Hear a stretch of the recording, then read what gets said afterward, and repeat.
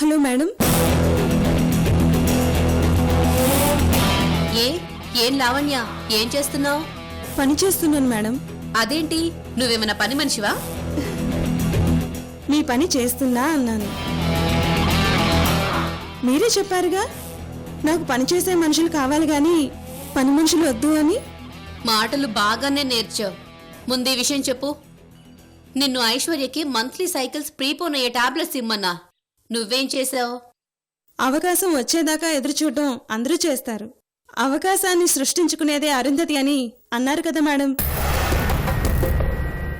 ఇప్పుడు ఆ అవకాశం వచ్చింది. మీరు చెప్పినట్టే ఐశ్వర్యకి ముందస్తు నెలసరి వచ్చే టాబ్లెట్స్ ఇవ్వకుండా నెల తప్పేలా చేశాను.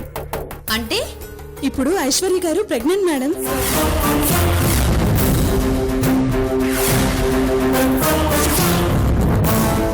ఏంటి నువ్వనేది? ఎస్ మేడం, ఇప్పుడు ఐశ్వర్య గారు కడుపుతూ ఉన్నారు. ఇప్పటి నుంచి ఆవిడ డెలివరీ అయ్యేంత వరకు కంటికి రేపులా కాపాడడం నా బాధ్యత. ఆవిడ బిడ్డని ఆవిడ చేతుల్లో పెట్టాక గాని నేను రిలాక్స్ అవ్వలేను. ఆ తర్వాత మీ దయ నా ప్రాప్తం. గుడ్, చాలా దూరం ఆలోచించావు. నిజం చెప్పాలంటే అద్భుతంగా ఎత్తు వేశావు. పనికొస్తావు. నిన్ను వదలనులే. Thank you madam, thank you so much. ఉంటాను మేడం.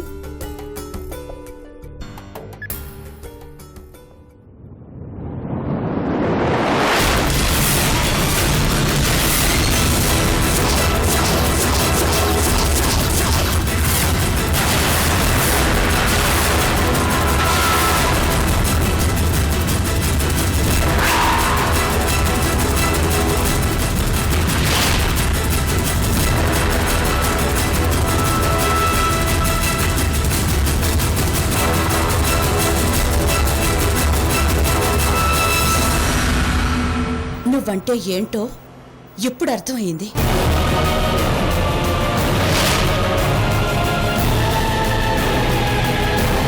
నీ మనసులో ఉన్న అసలు విషయం ఇన్నాళ్లకి అర్థమయ్యింది.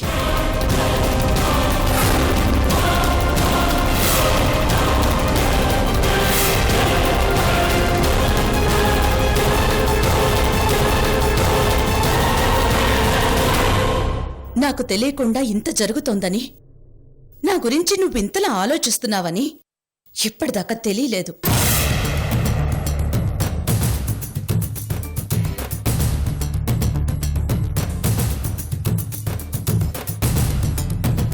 మేడం, అది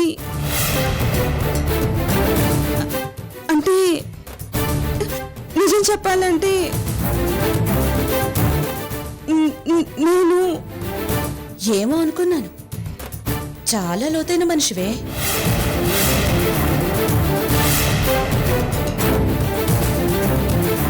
మేడం, నిజానికి నేను వచ్చిన కారణం నాకు బిడ్డ పుట్టేదాకా కంటికి రెప్పలా కాపలా ఉండడానికి.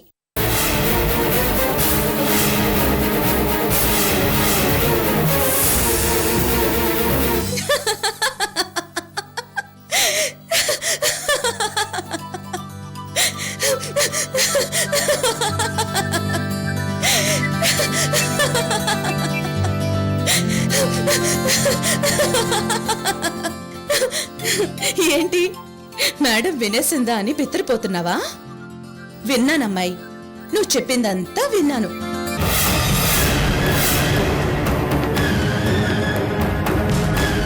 నీ కమిట్మెంట్, నా మీద నీకున్న ప్రేమ, బిడ్డని చేతుల్లో పెట్టి అప్పగించి రిలాక్స్ అవుతానని నువ్వనడం అంతా నేను విన్నాను.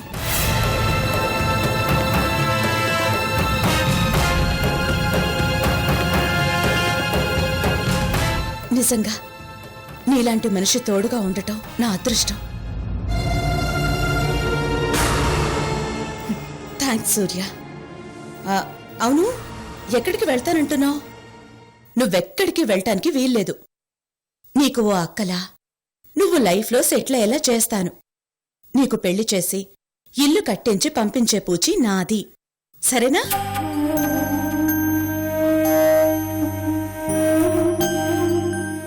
నువ్వు నిశ్చింతగా హాయిగా ఉండు. ఇది నీ సొంతిల్లే అనుకో.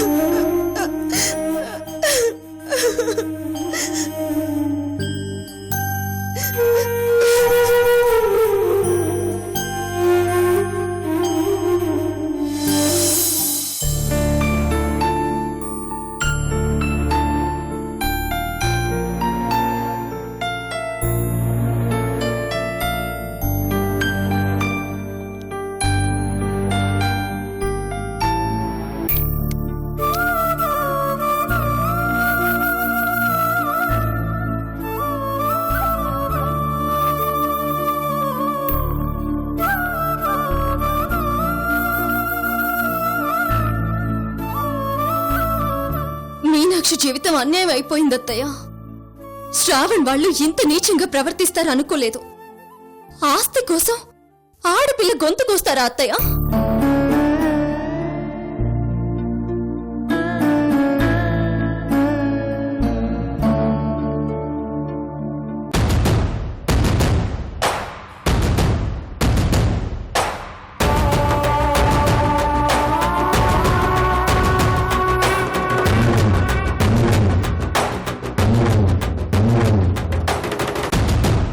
నన్ను మావయ్యని ఇంత మోసం చేశారని తలుచుకుంటుంటేనే ఒళ్ళు సలసలమని కాలిపోతుంది.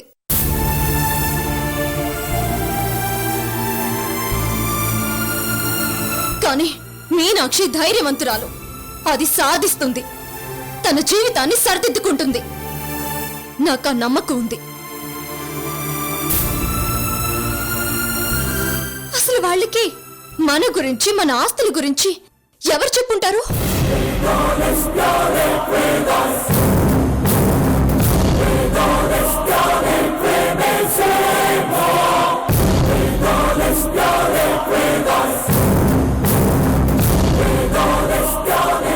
మనం మంచితనానికి పడిపోతామని, ఆ ముసుగులో మోసం చేయొచ్చని ఎవరు క్లూ ఇచ్చుంటారు?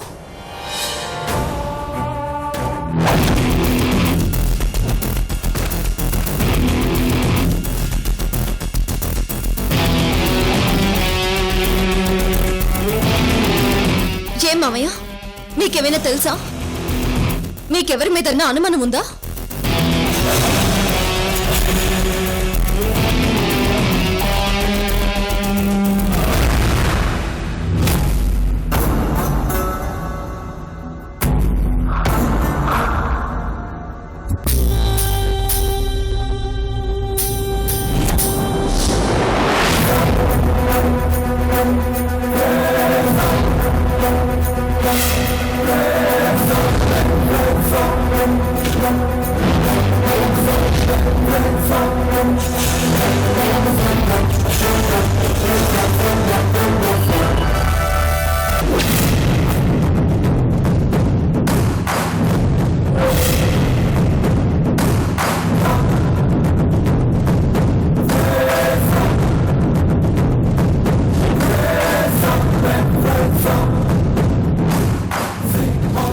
మామయ్య, ఎవరి మీదైనా అనుమానంగా ఉందా? నాకేం అర్థం కావడం లేదమ్మా. కనీసం ఊహ కూడా తట్టట్లేదు. ఏ, నీకెవరి మీదైనా అనుమానం ఉందా?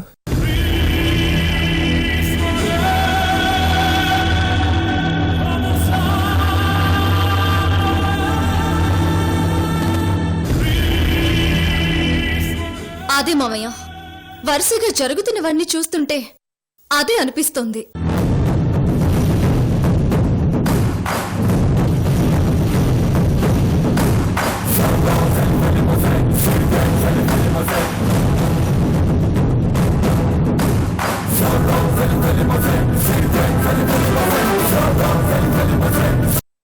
మీనాక్షి పెళ్లి దగ్గర నుంచి చూడండి, అప్పటిదాకా ఎంతో ఫ్రెండ్లీగా ఉన్న ఐశ్వర్య సాత్విక్కి సపోర్ట్ చేయడం ఏంటి?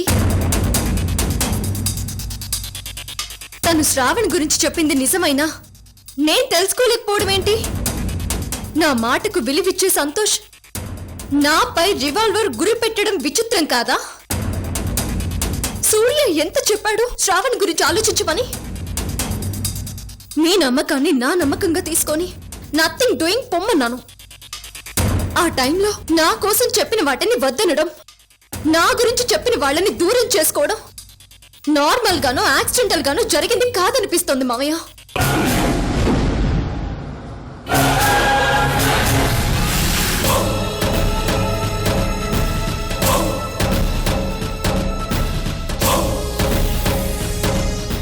ఎవరో నా మీద పగబట్టి ఇదంతా చేస్తున్నారనిపిస్తోంది.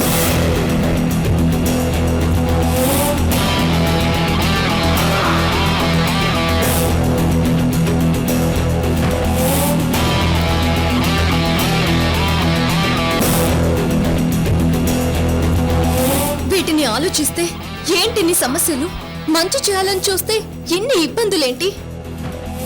నాకో దారి చూపించమని రాత్రి బాబాని వేడుకుని పడుకున్నాను. కలలో వీటినన్నింటినీ చేస్తుంది ఒక ఆడది అని చూపించాడు.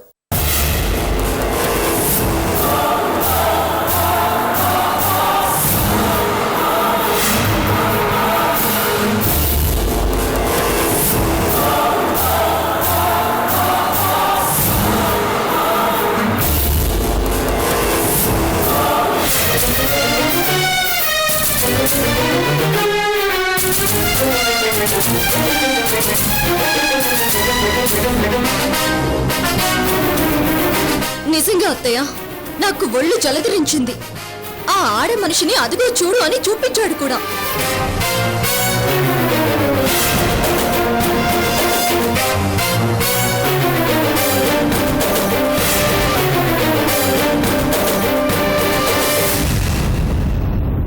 ఏంటి ఆ మనిషి కూడా కనిపించిందా?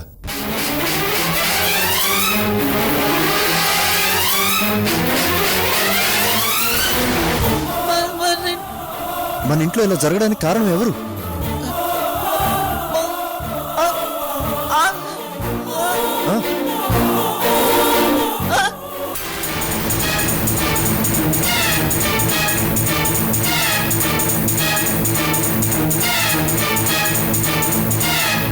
అలేఖ్య, ఎవరు ఎవరు ఆడ మనిషి చెప్పు. ఇప్పుడే దాన్ని నరికి పారేసి మన ఇంటికి పట్టిన పీడ విరగడి చేస్తాను. చెప్పమ్మా, ఎవరది?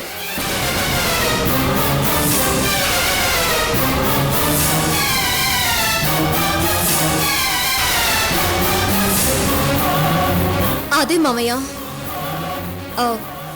ఆ మనిషి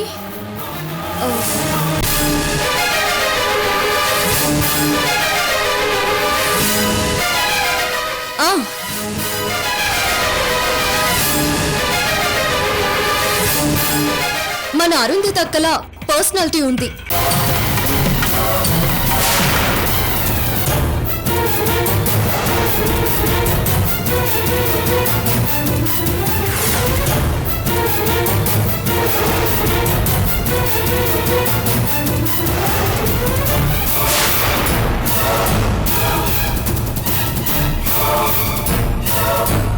మనిషి అటు తిరిగి నిలబడి ఉంది.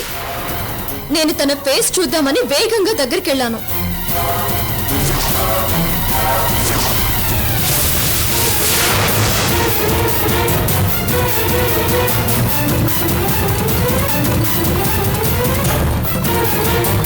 భుజం మీద చేయి వేసి మనిషినిటి తిప్పాను. ఎంత ఆశ్చర్యం వేసిందంటే, సరిగ్గా ఆ మనిషి మొహం చూసేలోపు మన వీరు నా చెంప మీద కొట్టి అమ్మా అన్నాడు. ఒక్కసారిగా ఆ లోకంలో నుంచి ఈ లోకంలోకి వచ్చాను.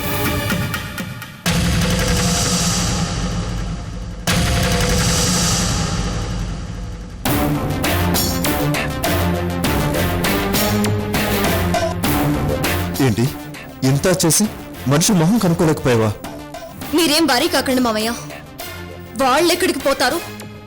తప్పు చేసేవాళ్ళు ఎప్పుడూ తమ తప్పు మిగతా వాళ్లకు తెలిసేలా ఒక చిన్న ఆధారం తప్పకుండా వదులుతారు. ఆ ఆధారం పట్టుకుంటే చాలు, మనిషి బయటపడుతుంది. ఇంత పగబట్టిన మనిషిని నేను వదులుతానా? వాళ్ళంతా చూడను.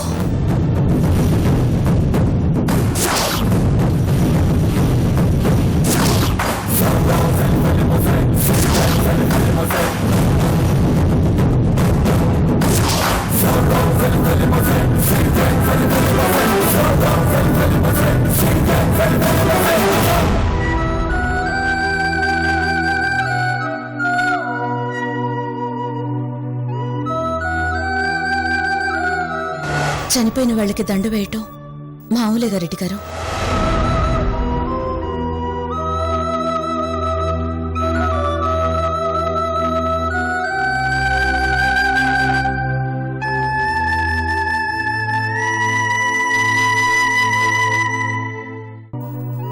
అపూర్వ సూర్యతో కలిసి తిరగడం నా కళ్ళారా చూశాను. అలాంటప్పుడు అపూర్వ చచ్చిపోయిందన్న ఐశ్వర్య మాటలు ఎలా నమ్మాలి? అంటే ఐశ్వర్య చెప్పింది అబద్ధమా, లేకపోతే నా కళ్ళతో చూసింది అబద్ధమా?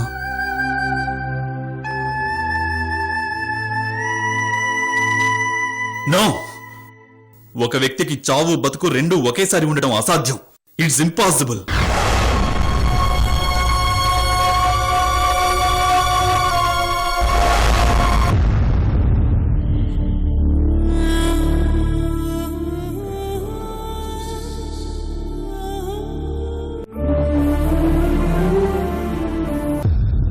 ఏం నాన్న, నిద్ర రావట్లేదా? అమ్మ గుర్తొస్తుంది డాడీ.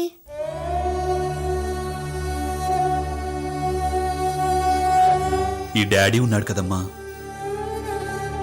ఆ బంగారు తల్లి డల్గా ఉంటే ఈ డాడీకి ఏం తోచదురా.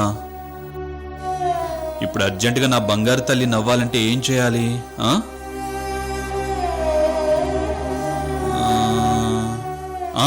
గుర్తొచ్చింది. నా బంగారు అశ్విని తల్లి నవ్వాలంటే చి చి చి చి చి. చి చి చి చి.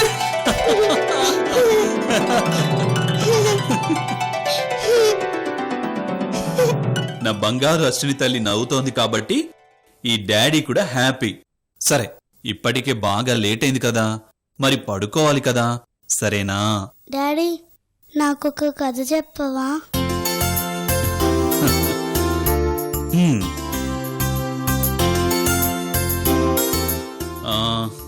అనగనగా ఒక ఊళ్ళో ఒక టార్టాయిస్, అదే ఊళ్ళో ర్యాబిట్ కూడా ఉంది.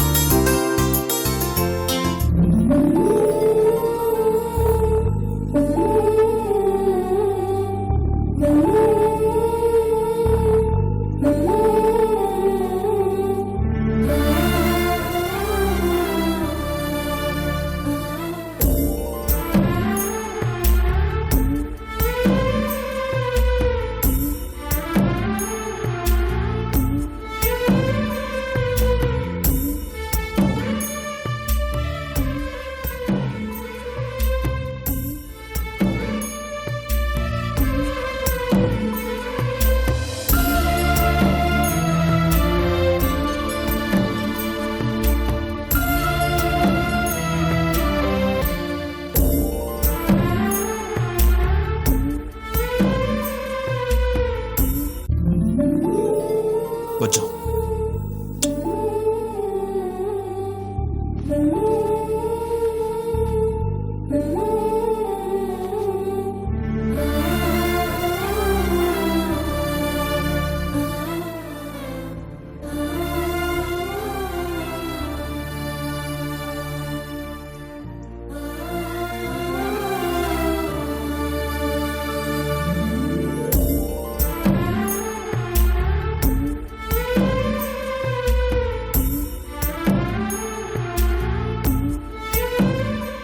ఇయ్యాలంటే పాపకు కథ చెప్పి పడుకోబెట్టినావు. మళ్ళా రేపు అమ్మ గుర్తొస్తుందంటే ఎట్లా జగ్గప్ప? లేని అమ్మను నేనెక్కడి నుంచి తీసుకురా నాగిరెడ్డి? జగ్గప్ప, అవును నాగిరెడ్డి, అపూర్వ చనిపోయింది. ఏంది జగ్గప్ప నువ్వు చెప్తా ఉండేది? అపూర్వమ్మ చచ్చిపోయినదా? నేను నమ్మను. నమ్మాలి నాగిరెడ్డి. నిజం మనల్ని బాధ పెట్టేలా ఉన్నా దాన్ని ఒప్పుకోక తప్పదు. ఈ సంగతి నీకెట్లా తెలుసు? ఎవరు చెప్పినా అంతగా పట్టించుకునేవాణ్ణి కాదు.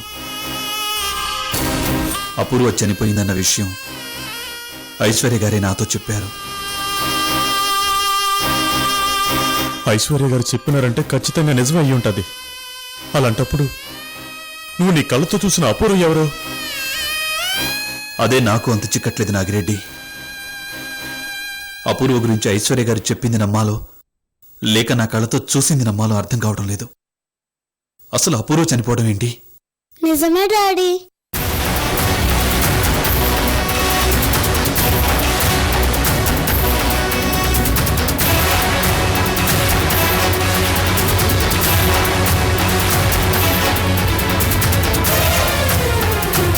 అమ్మ చనిపోయింది, నాకు తెలుసు. అప్పుడు అమ్మని నేను చూశాను. ఏంటమ్మా నువ్వనేది? చనిపోయిన అమ్మని చూసావా? ఎక్కడా? మరి మరి అక్కడ దూరంగా ఐశ్వర్య ఆంటీ తోటలో. ఏంది జగప్ప పాప చెప్తా ఉండేది? నాగిరెడ్డి, అశ్విని అబద్ధం చెప్పదు. చెప్పాల్సిన అవసరం కూడా లేదు. మన వెంటనే ఆ విషయం ఏంటో తెలుసుకోవాలి. వెళ్దామమ్మా.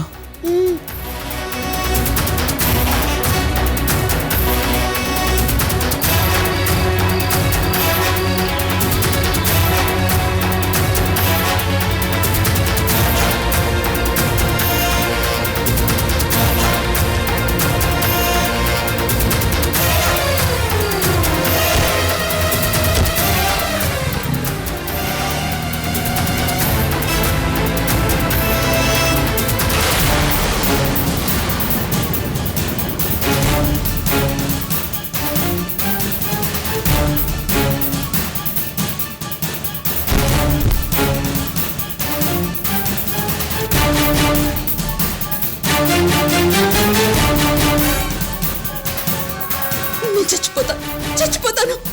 ఐశ్వర్య! ఐశ్వర్య!